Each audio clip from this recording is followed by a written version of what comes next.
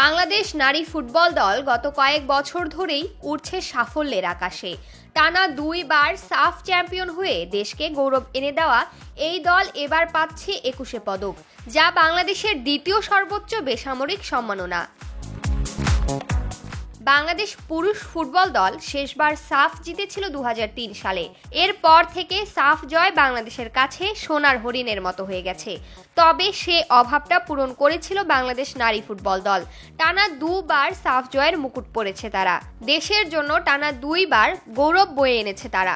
এই অর্জনের পুরস্কার স্বরূপ 2025 সালের 21 পদক দেওয়া হচ্ছে বাংলাদেশ নারী ফুটবল দলকে। আজ বৃহস্পতিবার সংস্কৃতি মন্ত্রণালয় থেকে 21 পদকের জন্য মনোনীতদের নাম ঘোষণা করা হয়, যেখানে একমাত্র প্রতিষ্ঠান হিসেবে জায়গা করে নিয়েছে বাংলাদেশ নারী ফুটবল দল।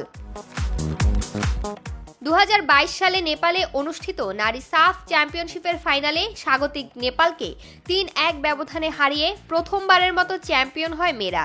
2024 সালে সেমিফাইনালে ভারত বাধা টপকে আবারও নেপালকে 2-1 ব্যবধানে হারিয়ে টানা দ্বিতীয়বারের মতো শিরোপা ঘরে আনে সাবিনা খাতুনের দল।